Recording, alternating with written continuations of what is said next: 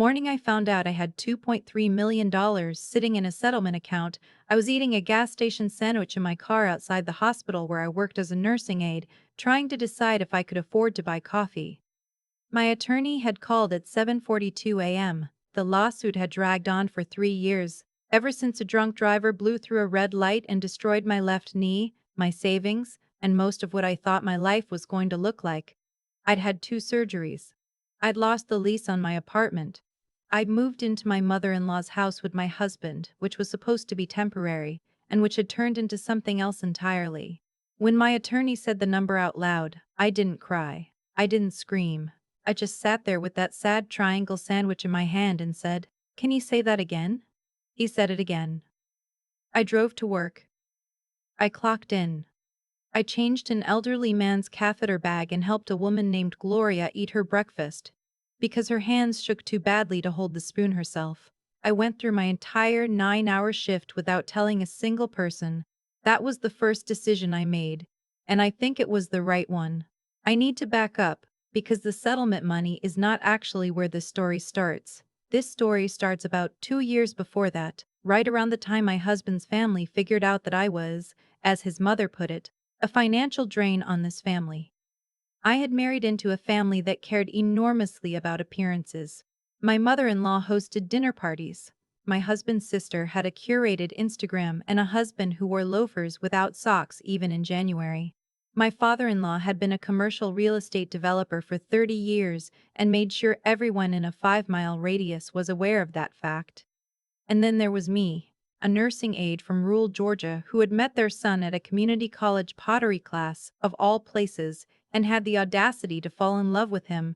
They were never outright cruel to me in the beginning. It was more like being slowly made aware that you were out of place. Little things. My mother-in-law would ask very sweetly what my long-term plan was.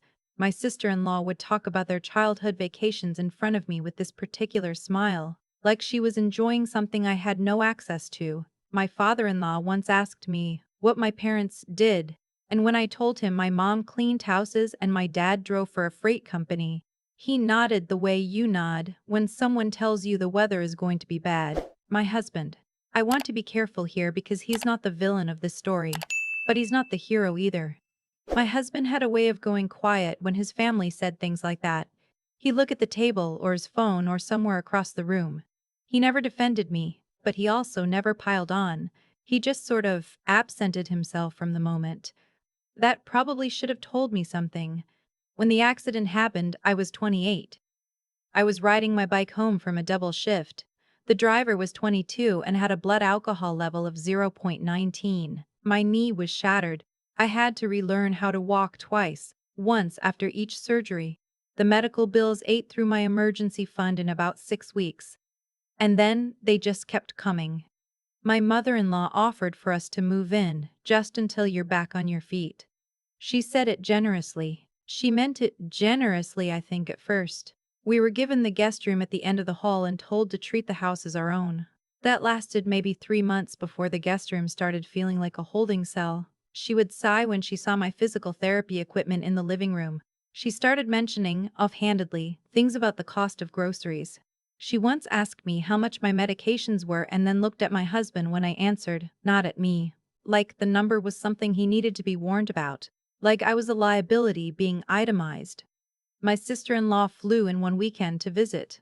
We were all having dinner and somehow the conversation turned to the accident, to the lawsuit, to how long these things typically take. My sister-in-law said, "I just think it must be so hard for you, looking at my husband carrying all of this." She didn't look at me once during that sentence.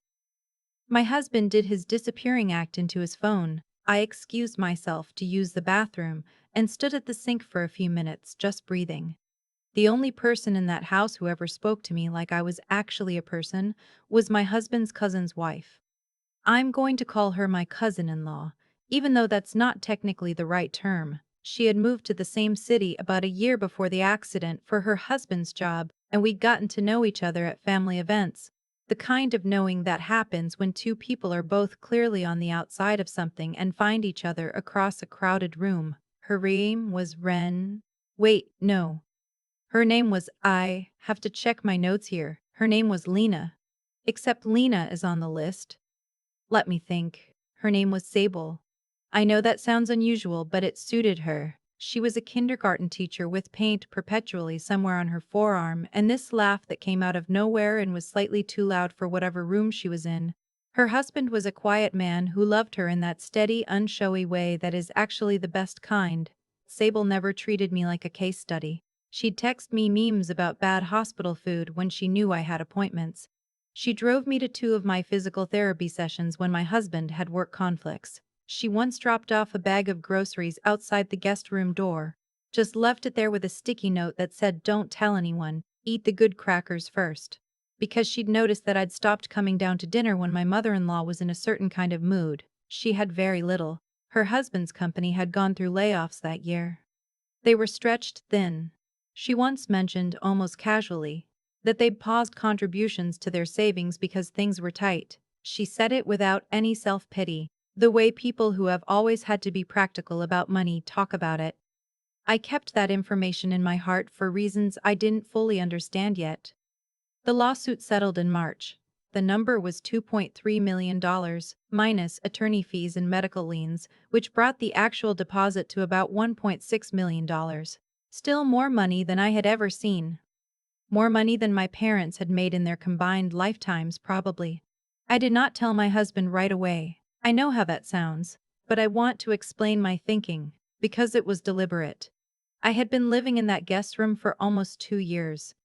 I had watched my mother-in-law keep a mental ledger of every dollar I had cost this family. I had watched my husband go quiet every time I needed someone to say something on my behalf. I had watched my sister-in-law perform concern while meaning something entirely different by it. And I thought about something Sable had said to me once, sitting on the back porch of the house drinking bad wine she'd brought over. "You're going to be okay, you know. Like, actually okay. Not just surviving it okay." I really believe that. She'd said it at a time when I was not sure I believed it myself. I decided, before I told anyone anything, to find out who was actually in my corner. Not because I wanted to punish anyone, not because I was planning some elaborate reveal. I needed to know. After 2 years of feeling like a burden, I needed to understand what was real. So I set up a test. And before anyone says that was manipulative or cruel, yes, I've thought about that. I've thought about it a lot. What I'll say is this: when you have spent 2 years being treated like a problem to be managed, you develop a need to see clearly. And sometimes seeing clearly requires a controlled experiment. I called my mother-in-law first. I told her that one of my final medical liens had come through much higher than expected, and that my attorney needed a wire transfer of $4,000 within 72 hours, or the case would be jeopardized. I said I was embarrassed to ask. I said I wouldn't forget it. She said, "Honey, we've already done so much. I just don't think we're in a position right now." Then she asked if I'd looked into payment plans. I called my sister-in-law. I actually started crying a little on the phone, genuinely, not performed. Just the accumulation of everything finally finding a crack to come through. I told her a version of the same story. I said I didn't know what to do. She said, "Oh gosh. Yeah, that's a lot. I mean, we have Cabo in 2 months, so we're really watching our budget. Have you tried a medical advocacy nonprofit?" I called Sable last and I told her nothing. I told her I was having a bad day, which was true. She came over that evening with a frozen pizza and sat on the back porch with me for 3 hours. She didn't once bring up money or solutions or plans. She just talked to me like I was her friend. 2 days later, without my asking, without any prompt from me, she texted, "Hey, I want to send you something. It's not much, don't argue with me." She sent me $300 via Venmo. I know that doesn't sound dramatic, but she sent me $300 when I knew. I knew that money was a stretch for her. She sent it because she had noticed, across the accumulation of many months, that I was struggling. She didn't wait for me to ask. She just gave. I sat in my car in the hospital parking lot again, and I cried. Not about the money. About being seen. I called my attorney that afternoon and told him I was ready to proceed with the full disbursement. Then I started making plans. The first thing I did was find an apartment. Not a nice apartment. Not yet. Just a clean, quiet 2-bedroom in a neighborhood I could afford, with a lease in my name only. I paid 6 months upfront in cash. I hired a moving company for a Saturday when my mother-in-law had her standing garden club commitment, and my husband had his regular golf game.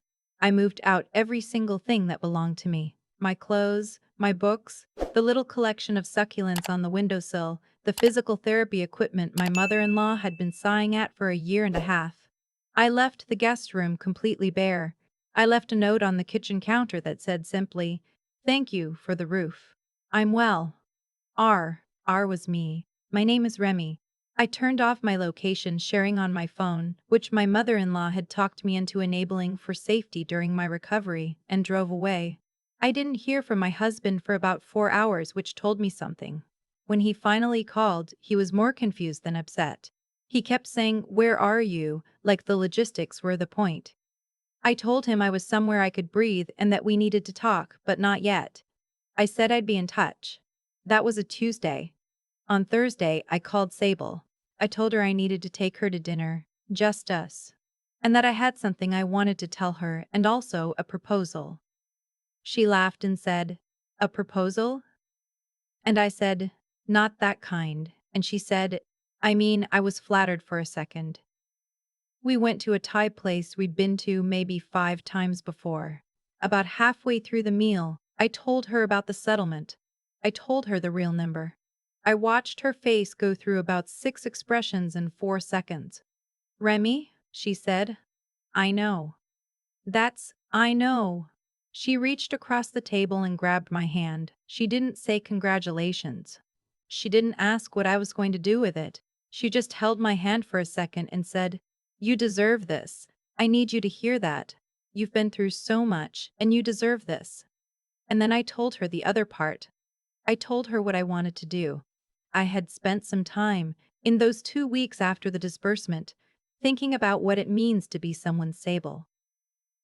To be the person who shows up with a frozen pizza and $300 you can't fully spare because someone you love is having a hard year. I had been lucky enough to have that person. I wanted to make sure she was okay. I told her I wanted to help her and her husband with a down payment on a house. I knew they'd been renting for 6 years. I knew the down payment was the thing standing between them and something stable. I said I wanted to give them $80,000 as a gift, not a loan. No strings, no timeline, no expectation of anything in return. She cried. Not gracefully, not the single tear kind, the real kind. The kind where you have to find a napkin and the people at the next table pretend not to notice. She said she couldn't accept it. I told her she'd already proven she would give me everything she had and that this was just me doing the same thing in the other direction, and that if she didn't accept it I was going to be annoyed with her. She accepted it. Now, the part I suspect you've been waiting for. My mother-in-law found out about the settlement approximately 3 weeks after I moved out, through a family friend who knew my attorney. I do not know exactly how, and it doesn't entirely matter. What matters is what happened next.